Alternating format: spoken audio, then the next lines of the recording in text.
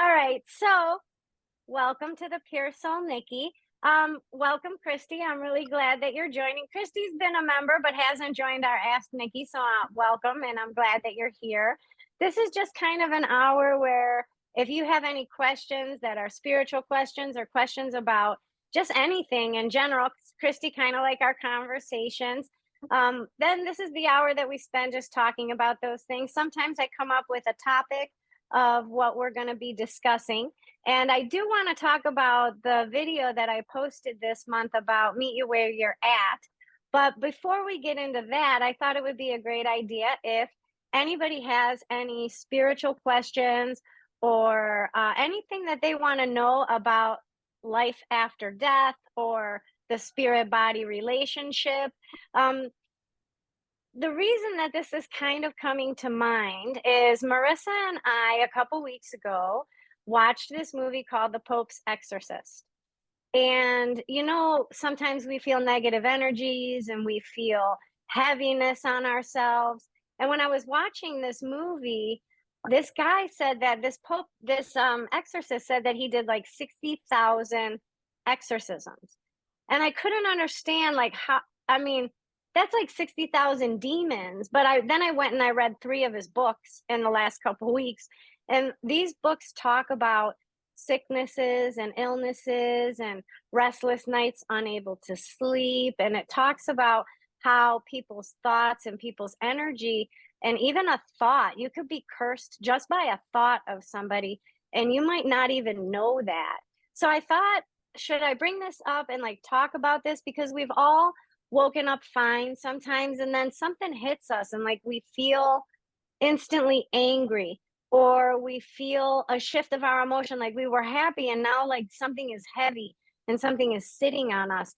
And I've been kind of praying a lot about this, wondering, how do you determine what is the nature of this negative energy? How did this energy, where did it come from? What is its source? What do you do with it? And I haven't come up with those answers yet.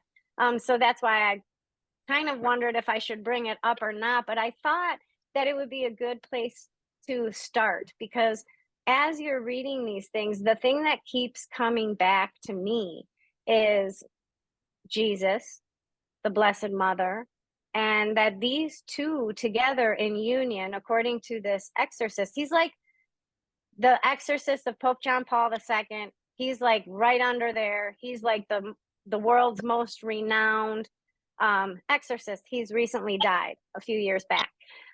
But anyway, one of the things that he was asked during one of his interviews is, why are you so successful and some of the other exorcists are not as successful? He had a higher record of vanquishing demonic energy or cursed energy more so than the other ones. And his response was, well, because Mary is there. He includes the Blessed Mother in every single exorcism, and that's how he gets the healing he needs for these people, and they get liberated from these negative energies. So that's my contribution to our spiritual possibility of a chat, because I just thought it's really been on my mind, and a few days ago, Marissa and I, at the same time, for no apparent reason, we both felt angry, sad, and annoyed with one another. And that's not our nature. That's not how we are with one another. So we knew that this source was coming from outside, because we can both be well, that's not us. That's not how we are. Why are we feeling that way? So we tried to find the source of that energy. And then once we found it, it kind of came off of us. And so I just want to throw that kind of out to you guys and see, do you have any thoughts about anything I'm talking about today? Sorry, I'm rambling. Is the show, is it a movie? It's a movie. Yeah, it's a movie. It's called The Pope's Exorcist. It's not really scary, but it's not really scary. It's not like a gory movie. It's not like a Saw. It's not like a Final Destination. It's really more about the journey of the exorcist more than it is about the exorcism and what his journey was as he was going through it. And his name is Father Amorte, but I was intrigued by we were watching the trailer, and on the trailer it said, one of the bishops said to Father Amorte, "Don't worry, I'll defend you before God on Judgment Day." And Father Amorte's response was, "Oh, my faith doesn't need any defense. Like I don't need any defense." And I thought, and it impacted me. That's why we watched the movie, because this one thing that he said was, "My faith does not need defense." And it impacted me. So that's why we watched the movie. So, okay, I'm going to drop it in you guys. Anybody have any thoughts about this or anything that I'm talking about? Britt, why are you smiling?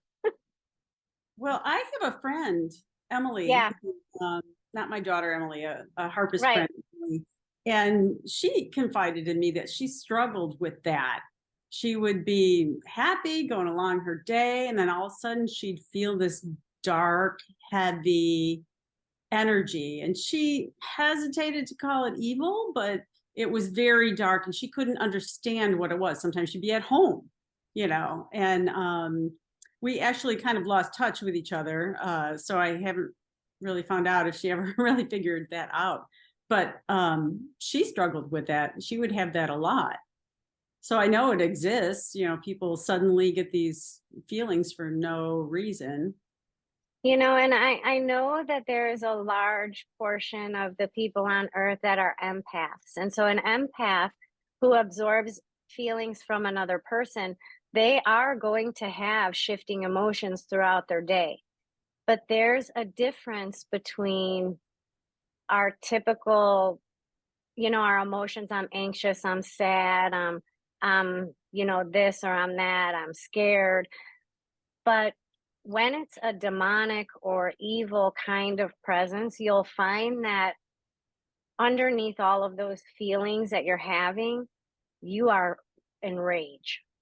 You are wrath. You are just angry and you hate everyone. And it's not just about your feelings. When it's empathy, it's like you're questioning, like, why am I feeling, oops, why am I feeling like this shift of emotion happening?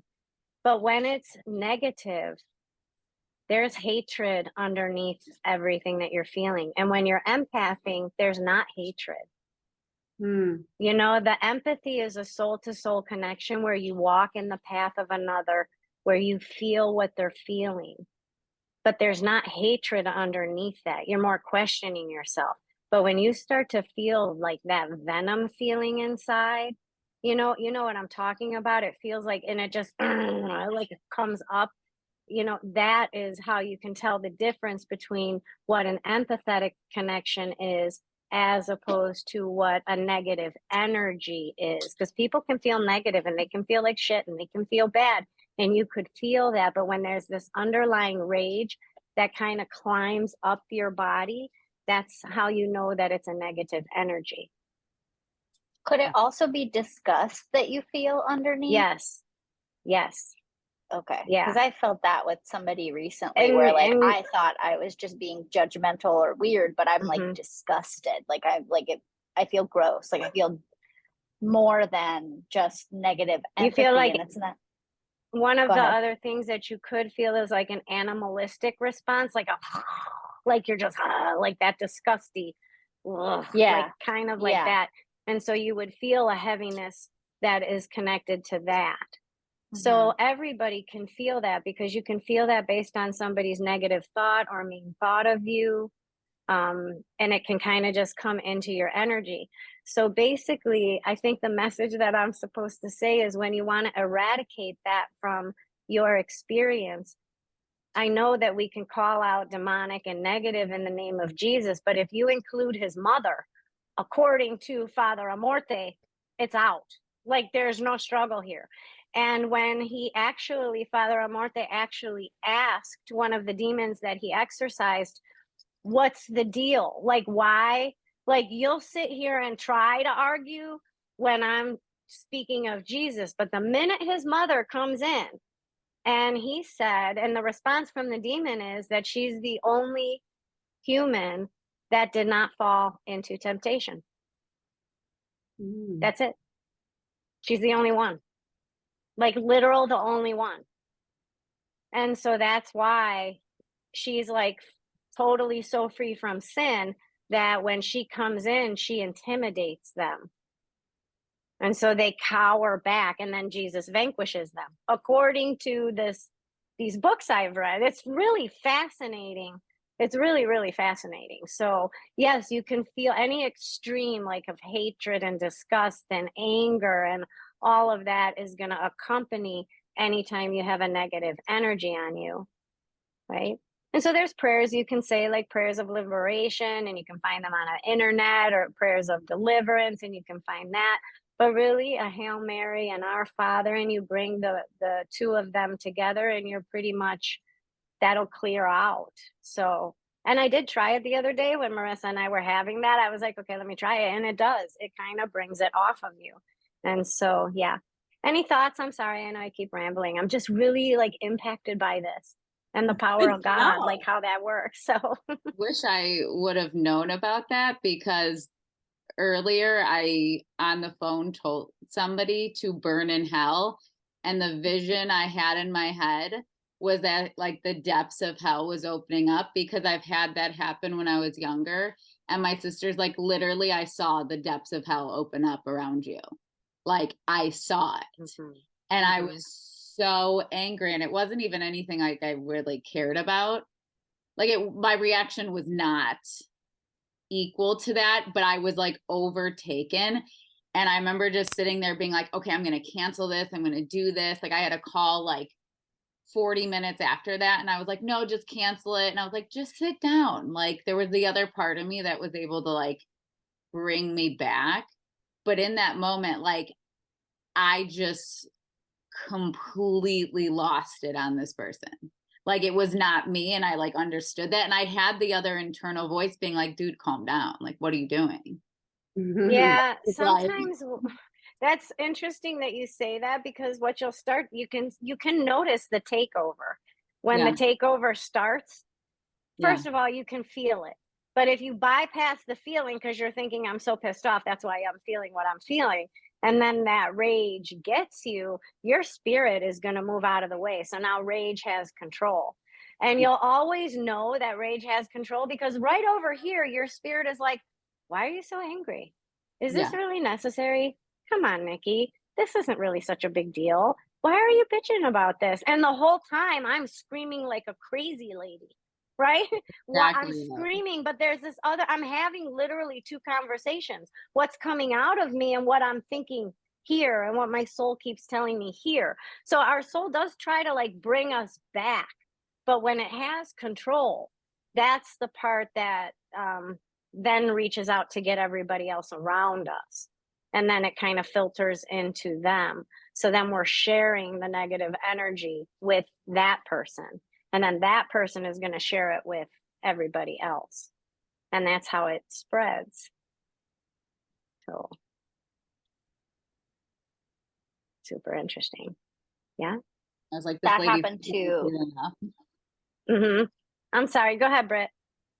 Oh, I was saying that happened to Amanda and I last night. We got into like one of those circular arguments where you're like, what are we even fighting about right now? And then I felt that kind of that wrath rise up in me, and I was like, something is wrong. And so we stopped, and we prayed, and then afterwards we were able to have like a more calm conversation. And I was like, I feel like there was like evil in the room trying to get at me and then get at her through me, and I could feel that, and we had to stop and like pray about it so that we could clear the room. And that's what happens, unfortunately, is because I really believe that when that negative comes in, we can feel the shift in our physical body. You'll feel it in your stomach, like a clenching, or it'll jump from like your stomach to your heart. And then right away you start yelling, and it kind of jumps around, but it grabs you. And really, you know, all of that negativity and all those negative energies, they know what chakra to access you in. Right? So if you're an empath, it's going to get you in your heart. If you're a validator, it's going to get you in your stomach. If you're a truth speaker, it's going to get you in your brain. So depending on what chakra oh, that's why, and we're going to bring it back to the video, but depending on what chakra you use to communicate with the world, that is the chakra that negative energy has to infiltrate, so that your interaction with the world is following suit with the energy that took over that chakra. Why is that chakra your weakest chakra or your entry point? Because that's where your energy flows from toward the rest of the world, right? So, for example, Britt, you're very crown chakra oriented. So the thing that the negative can do is come in through your crown chakra and make you think, what the fuck are these people doing, idiots? And it'll start to corrupt your thought process. And then through your thought process, it will kind of go in through the rest of your chakra system until it hits your root. And then you start being mean to the person in front of you. Where for me, I speak very much from my root chakra because I'm all about survival. So when I get angry, you better run. No, for real, like, you better run. I used to, when I was in the military, look at my daughter nodding her head, but I used to own a gun when I was in the military. And after Brittany was born, I knew rage had a hold of me. I had to get rid of the gun because I was like, well, now I'm a mom. If I kill somebody, like, I could literally get so pissed off from 0 to 60 that I could lean out the window and like I was that fast when it had the ability to like get me. And so I turned in my gun. I got a baseball bat instead, made of steel. It's beautiful. We've named her Loretta. But in any case, I recognized that I could not control that anger. Therefore, I had to remove obstacles for me to not, I had to limit the ability that wrath had through me because it had a lot of strength in me. And we have our typical blanket negative energies. We have greed, and we have lust and wrath and pride and envy and oh, I can't think of them. There's 2 more. Sloth. We have 7 altogether. What? Sloth. Oh yeah, And sloth lust. and lust, right? So we have, those are our general negative energies, and one is hard enough to deal with. But what you'll find is that when one comes in, all the other ones come. So if wrath is there, it turns me into pride. So now I'm angry and I'm prideful. And then I'm angry and prideful about something you're doing. So now I'm envious because now I'm angry, prideful, and jealous. And it keeps going and it keeps going, and it just infiltrates your whole self. So if you know where you speak from, which is what the video for this month was called Meet People Where You're At. And so you say, well, where am I at? What does that mean to meet somebody where they're at? And it says, can you tell where a person speaks from? Because if you can tell where a person speaks from, that's their main chakra. Make sense? So where did everybody, when you guys were doing when you watched the video, where did you determine that you speak from?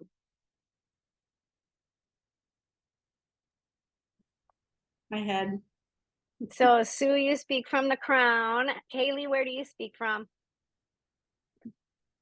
With everything going on, I didn't get a chance to watch it. Okay, so if you had to pick a chakra that you utilize the most to communicate with the outside world, what chakra would you say that you use? Give me a second.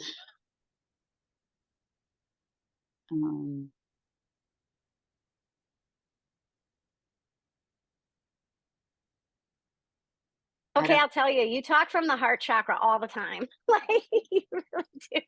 Like, you do. You talk from the heart chakra. Anybody that says anything to you, you literally take in people's words. Like, people can say anything and you literally draw it in, like, you take in their words. So I always think, and when you communicate, you always communicate from your heart. So I think you're very heart chakra oriented. That's my opinion. How does that settle? Because I think so. No, that's right. Because when you said that, it makes sense. Because when anyone talks, I bring it through that. So I understand anyone when they're saying something. Because that's why, I'm like, well, it could be that one, but it could be this one, but it could be this. It's just that I understand people through it all, but I take it through my heart. Yeah, that makes sense. Yep, 100%. Britt, you totally take it through the crown. Why do you think you take it through the crown? I think I take it through the crown because I think so much and I plan everything out that I'm going to say or all my ideas. And then I have to communicate it as it's laid out in my brain. But Amanda wanted to talk about hers. Oh, I think I'm either like solar plexus or my heart. But I think Your solar plexus, totally. Yeah. Yeah, I think. Yeah. Oh, go ahead. Yeah, I think you are solar plexus because you always like you validate everybody's feelings about things and you always seem to try to find like some experience that you can share with them so they know they're not alone in it. So yeah, you're totally solar plexus and that is what you share with the world and that's true. And Brittany, she has to help everybody with a plan, like what she thinks they should do, what order it should be done in.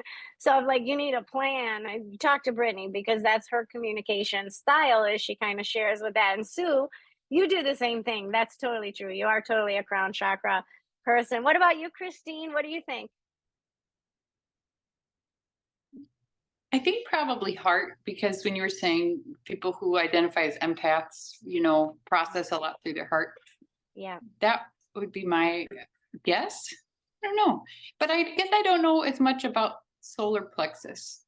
Because the other Solar one I was plexus jumping is between. self-identification. Okay. Yep. Yeah, but I've known you. I agree. You process through the heart also. Yeah. Christy, what about you? Of course, there's a train when I come on. Hold on one second.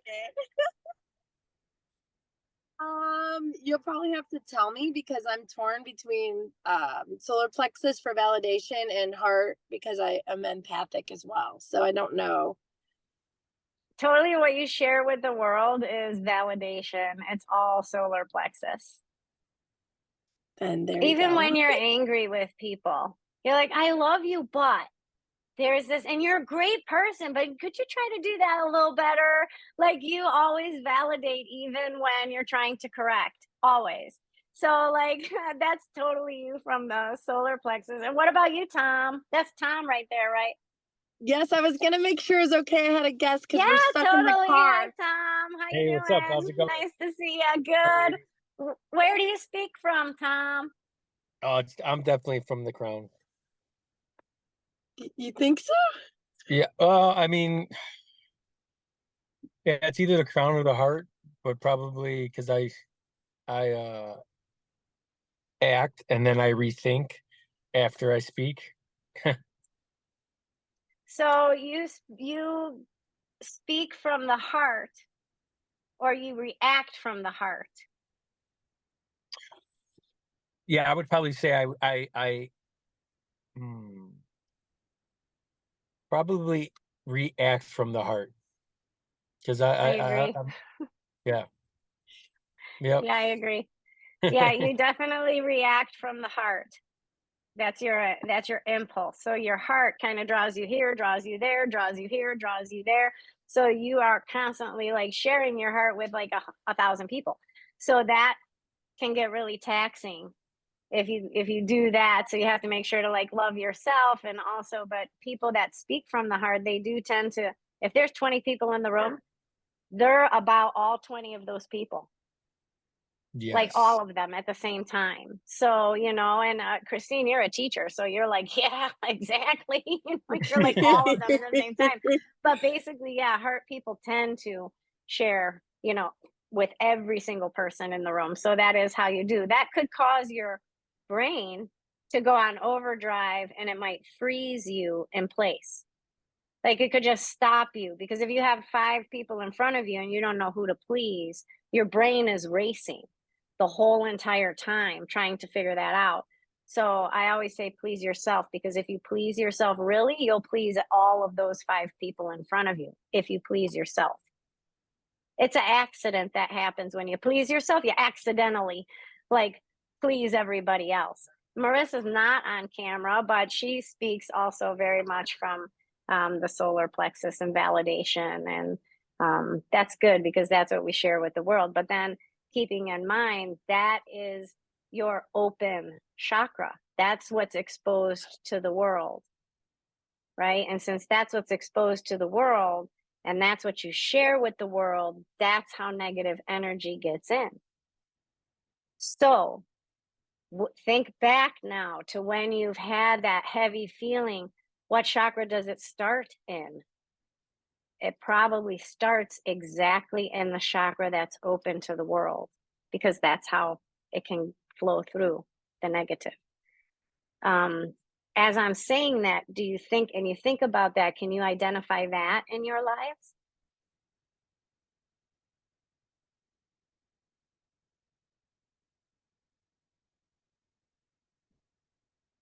Yes, no.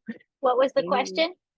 Can you identify the physical response that you have when negative energy tries to enter those chakras or has entered your open chakra? Amanda has one. Yep. Okay, so this has to do with the argument that we had last night. So, okay. Yeah, she was having like a lot of feelings of like it was like I had like pride. a lot of racing thoughts about like how I was correct and she was wrong. I was right, she was wrong. And I just had all these like racing thoughts of like that's all I can describe as just like racing thoughts. And so we have this argument and I have these racing thoughts and I realize like something is off. I don't feel right. This is not me. We pause the conversation and then she says, we kind of like, next in the conversation, it ended up me saying like, I was having like self-identity issues, like solar plexus validation, yes. stomach. And that's exactly, and I was like doubting who I was and how I was coming off. And I was just like really concerned with my self-identity.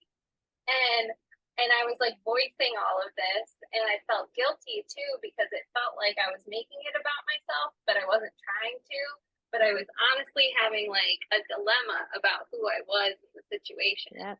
Yep. And that's confirmation that, yep, it enters in through your solar plexus.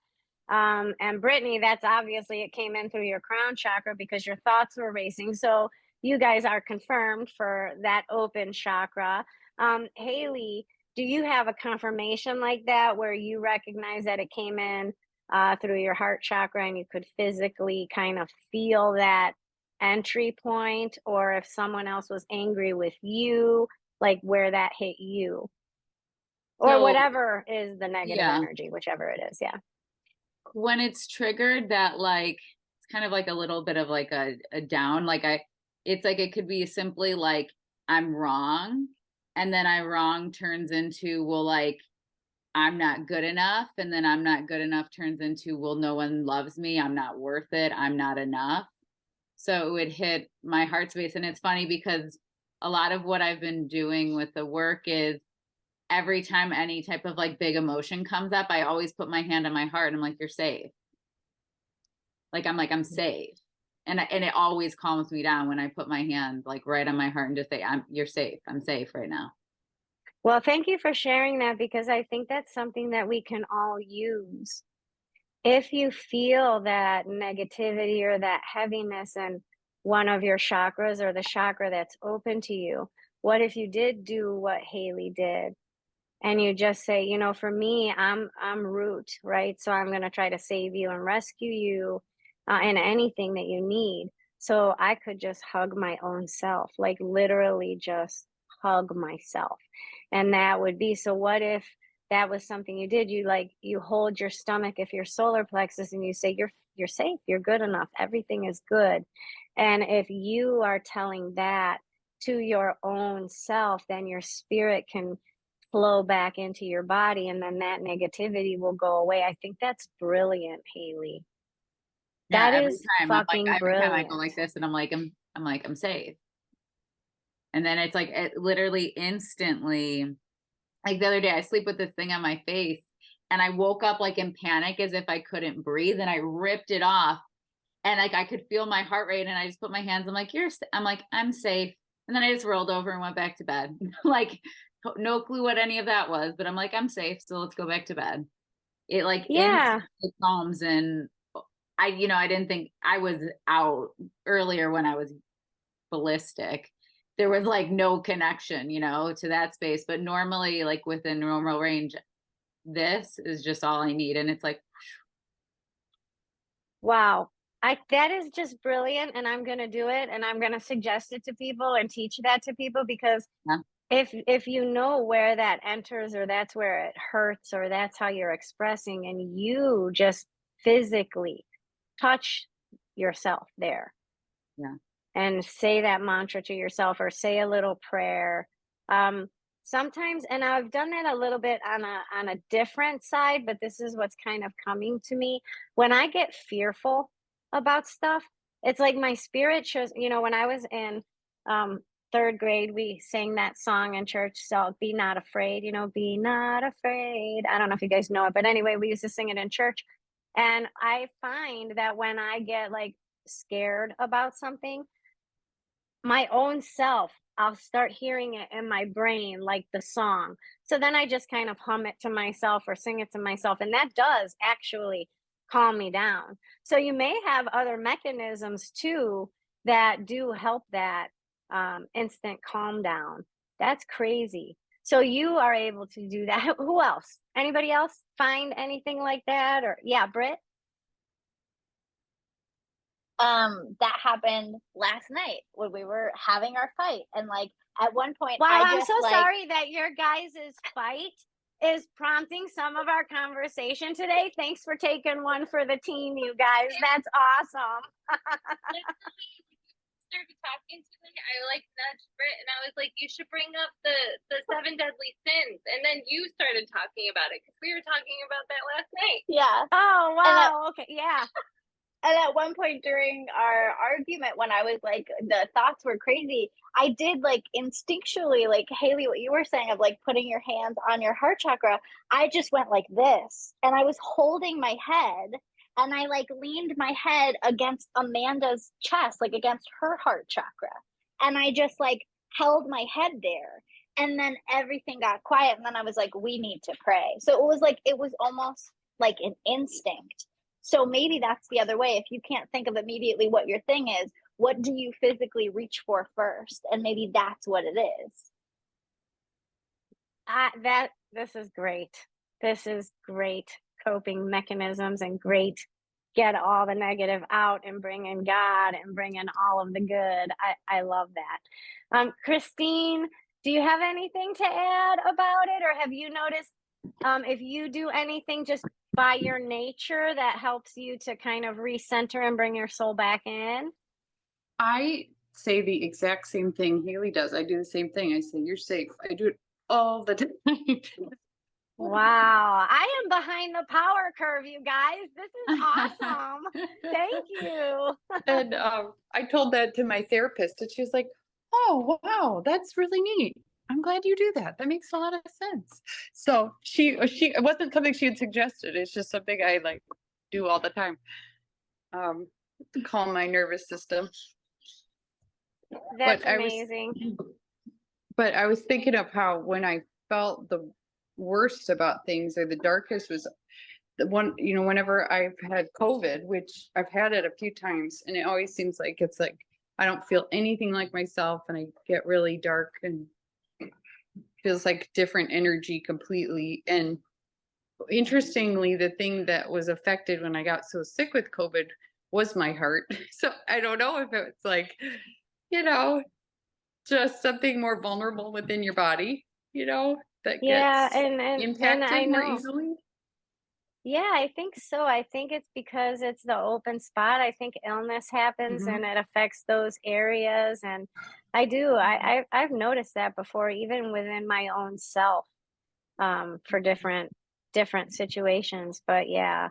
Yeah. And even, Jesus used to cast out infirmities. And back in those days, infirmities are negative, right? And so it's the same kind of thing. And I think that's why you don't feel yourself, because your soul is having a hard time resonating in that. So, but I think you're taking a lot for the team. Like, I keep feeling like, you know, how you pray for the souls in purgatory? Like, I feel like that's what you do, Christine. Like, you go through this shit, and then it's like 3 souls are like, great, thanks, we're on our way up now, like, because who gets it like 3 or 4 Well, times? I that's mean, good. I'm glad there's there is some this, positive from it. and of course the Catholic guilt, and I'm Catholic, and so sorry if everybody else isn't, but one of the things that I found very beautiful about Father Amorte's journey is one of the other priests that wrote the book said that they felt so bad for him when he was getting close to his death, because he was suffering so much and the pain was so deep, and it just really broke his heart. And he talked to Father Amorte about it, and Father Amorte basically gave this description and said that suffering brings you close to Christ in your own consciousness, that it's we ourselves that have believed that suffering brings us closer to Christ. We're trying to find a union with him. And so he invited it in a sense that he thought it would bring him closer to Christ. And he said during the book, like during this interview, that sometimes he sees people that he realizes suffers so much, and he knows that their suffering is a deliverance or a liberation for another soul that is trying to get close to God. And he didn't even think that soul had to be dead or alive. Like, it's literally that a person suffering is liberation for another person. And so I just thought that was beautiful. So I'm sure you're helping a lot of people in some sense by carrying that burden, I would think. So did anybody over the last few weeks, if you looked at any of the people in your life and figured out where do they speak from? Because one of the best gifts that we can give the people in our life is to meet them where they're at. What chakra do they speak from? So if I'm validation, then my love language kind of turns into validation. So tell me I look pretty today, or tell me I did a good job, and not that you're responsible to do that, but just if you want to give me a little extra boost. Now, for me, I speak from the root. So what gives me a little extra boost from the people in my life when I say my car broke down, and they're like, no problem, I'll pick you up at 7 and like I'll take you to drop off your car. Like, whoa, thanks. Like, they're helping my root. Like, what? That's amazing to me. So when people try to make it better for me and my root, or offer that assistance, it really, it feeds me. It feels wonderful. So if somebody in your life speaks from the heart chakra, remember to tell them how appreciative you are of them. Remember to tell them how loving they are and how much you love them, and kind of speak to their heart. Recognize their emotions, like, hey, I'm so sorry you might be feeling bad today, or recognizing that about a heart chakra person. So have you looked at any of the people in your life? Like Britt, I'm sorry I'm using your guys' argument again, but you are crown chakra, she is solar plexus. So when your crown chakra is activated, you have to be very cautious not to bash her sense of self in your communication. Right? So it makes That's exactly what happened to us. That's exactly what happened to us. And I think we've been struggling with this shit all week in preparation for this call, because she got her hair done. And I am going to be honest, I didn't love her hair. And every other time I'm able to be like, you look beautiful, I love your hair, because I have always loved her hair. But my crown chakra was in hyperaction because of like these evil forces that were coming in, and it couldn't allow me to connect to where she's at. I couldn't give her what I usually give her easily I mean, she's my wife. I love her. I think she's always stunning all the time. But I was just like, not a fan. And I couldn't. So like, do I meet actually. You her. got a pretty wife. Like, I know. Thanks, Mom. So, and I couldn't meet her where she was at. But then today she came out of the bathroom and was like getting ready for her day. And I was like, you just look so stunning. And now that like we healed that and then like we removed that heaviness, I was able to meet her where she was at and like connect with her through her solar plexus. mm-hmm. Yeah. I'm just realizing that I don't know where my husband speaks from. And I probably should figure it out. It might make us get along a lot better. It might, yeah. I don't know, I don't know this guy.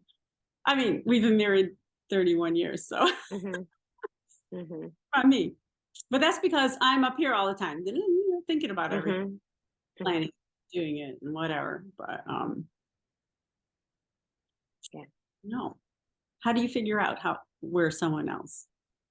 Well, if you know the chakra system, it's very easy to identify how people speak, because if a person is speaking from the crown chakra, they're very logical. They have a lot of questions. They want the details. They want the plan. They'll create a plan. They'll debate your plan. They'll have an argument with you. They'll give you a bunch of criteria. They'll go over it and over it. They'll be frustrated that you can't accept the criteria that they're giving you.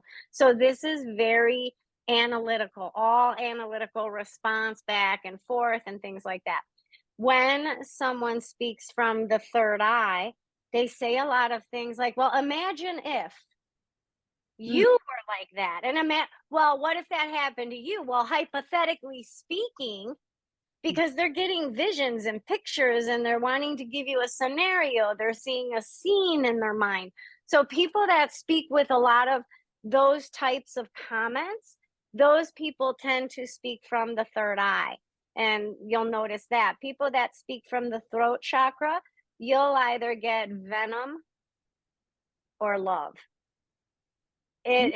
You'll notice a shift in their communication, and it'll go from a very loving type of communication to very toxic and very icky if they're not balanced there. So the person, let's say I had a friend that was married to this guy who, like, her whole life, like the whole time they were together, just always spoke very beautifully to her.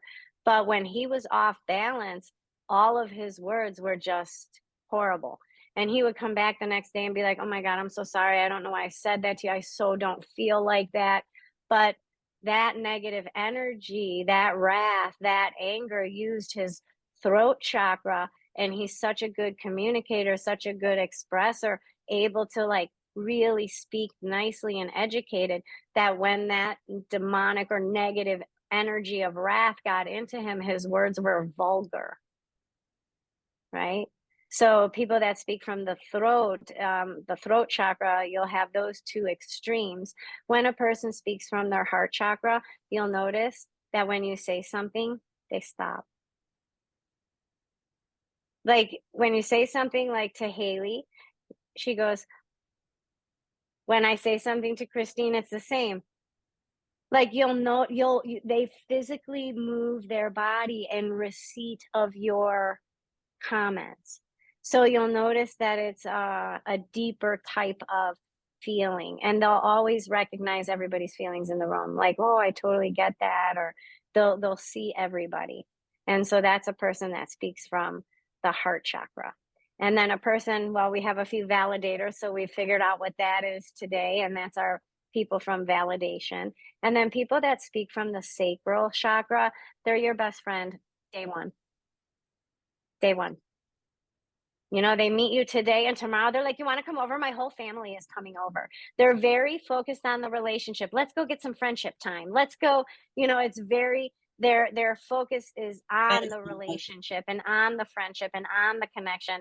And those are people that speak from the sacral chakra. And then people that speak from the root chakra, they're very similar to crown people. Crown people like to come up with a plan to help you. Root people actually will help you. They'll actually do it with you and do it for you. And so whatever your root people tend to pick up on whatever it is you need, that's what they'll do. So if you need to talk, they'll talk to you. If you need to cry, they'll cry with you. If you need to go for a walk, they'll go for a walk with you. So it's very much connected to whatever you need. That's what the root people tend to focus on. Yeah. Got it. That was really a nice, concise example. Yeah, and it's interesting because if one of my favorite like games, I do this a lot in marriage counseling when I do couples, and I like to call it the chakra talk game.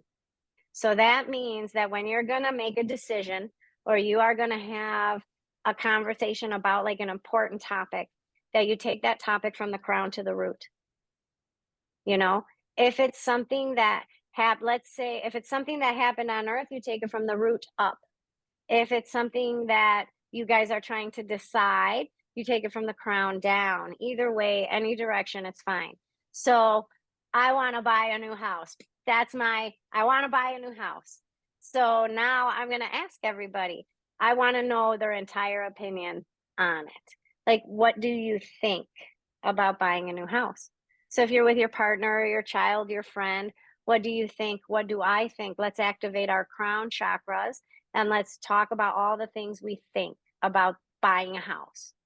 Okay, now that we're talking about that, how do you visualize the house? Because we're going to take it from the crown chakra to the third eye. How do you visualize the house? What do you need to have in the house? Does it have to be one floor? What is the picture you see in your brain about this house? Now you've covered the crown and the root. And because you're talking about it, you're already covering the throat chakra. And then when you move it to the heart chakra, what are your fears? What are you worried about? What do you feel about it? What things, our heart chakra carries our first impressions. So when we get to the heart, we want to say, does this idea of buying a new house, does it trigger anything? Like, what's the first house you remember buying? What's the first house you remember living in? Like, what's your first impression of a house when you were a little kid? You know what I mean? Like, draw out some of the emotions. What does house mean to you?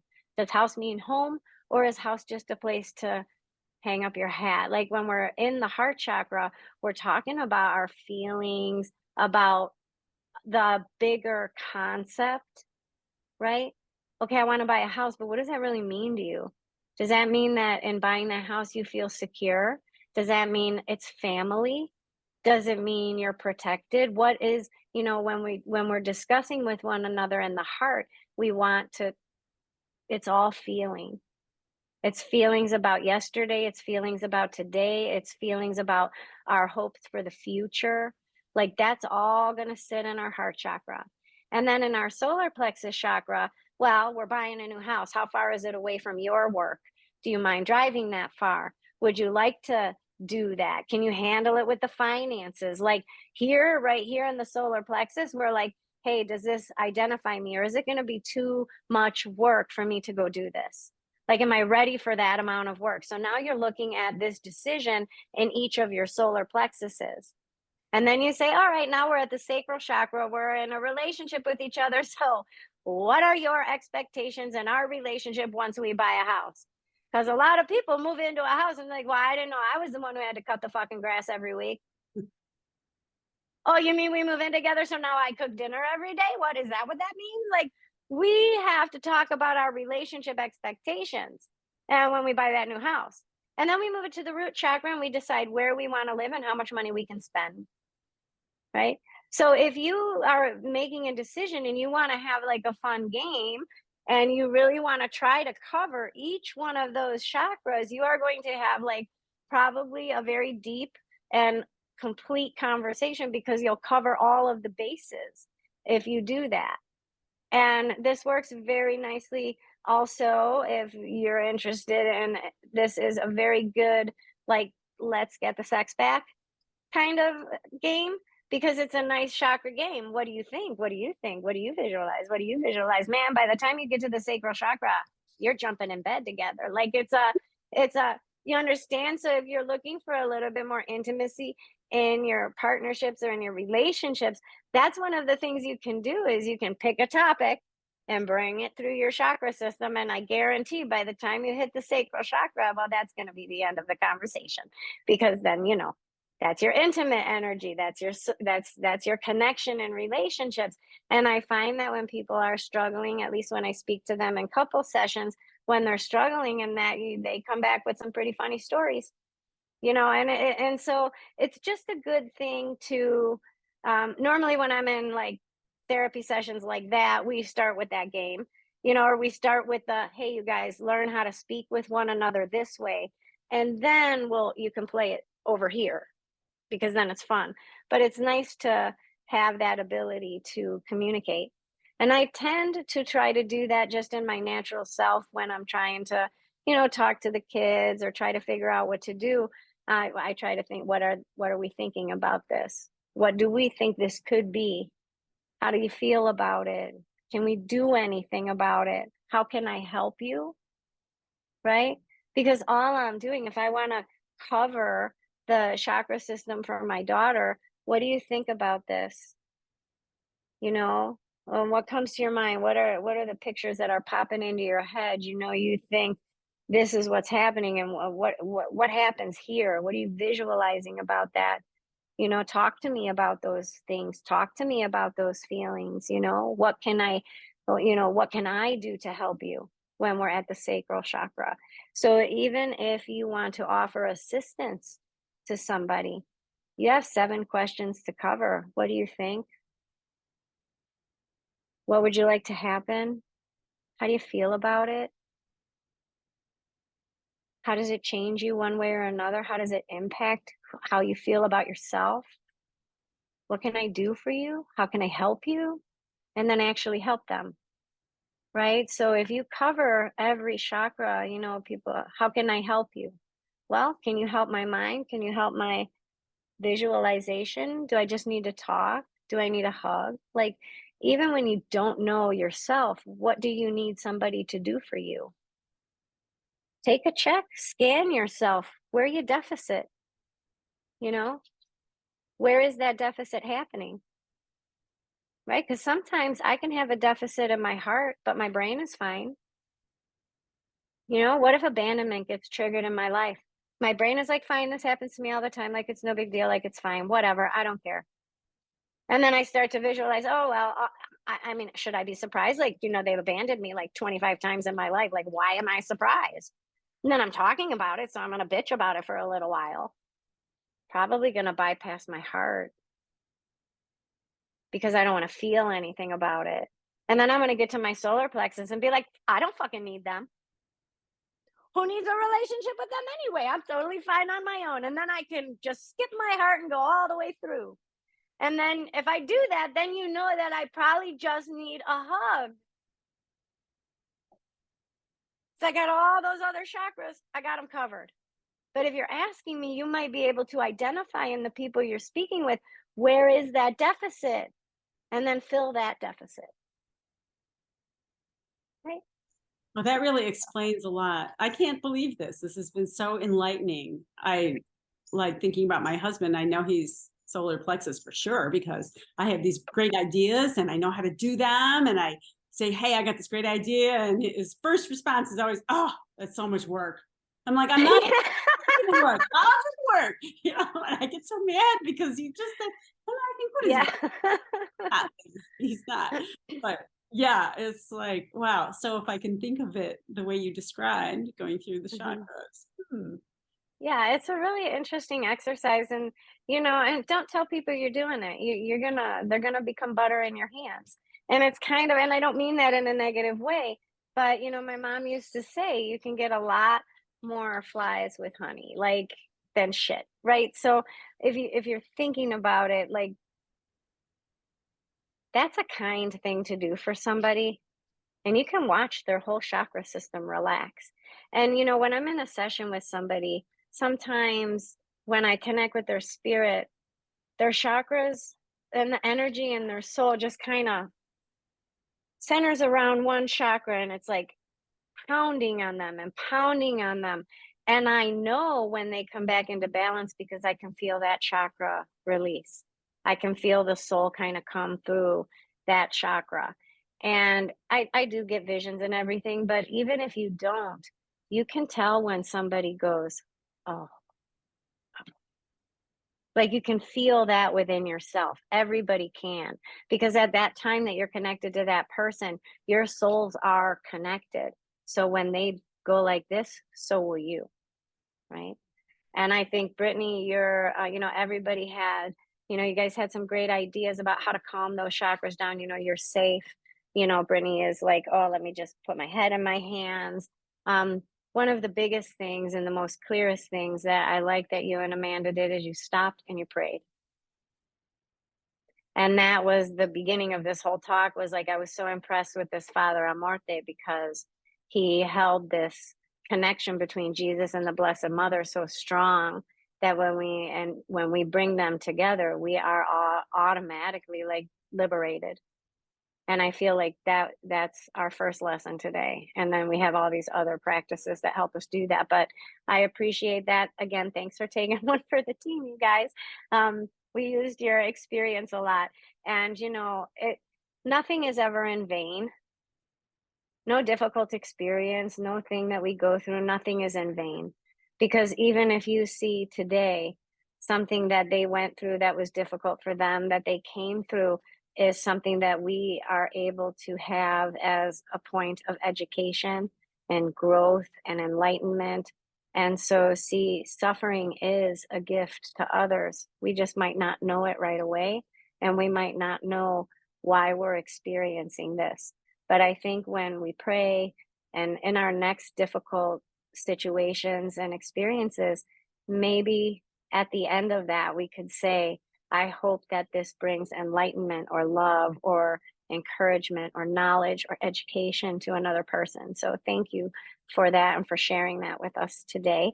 I know I've been rambling a lot. How are we looking on time? Does anybody have anything that they would like to add or say today? I have a question. Yeah. So when you were talking about where people process, if someone is a truth speaker, where are they processing through? Or does Crown that or depend? root? Crown or root? mostly, yeah. So for Kaya is probably root. Crown and root. She's crown. It doesn't work. She's right at the root. Crown and root, totally. With Kaya, 100%. Like, oh my crazy God. Lady. Yeah. Okay. Yeah. Since I first met her, I was like, oh, that kid's gonna get that point. She's gonna get her point across. Totally. Oh my God. Yeah. Okay. I was just trying to process that. Thank you. Yep. Okay. Okay, everybody. Thank you so much for sharing your time with me today. This was so much fun. I didn't know what we were going to talk about, but I really enjoyed everything that we talked about. And I appreciate everybody's input today and everybody's help. So thank you guys very much for that. And God bless and see you next time. Yeah. Bye. Bye.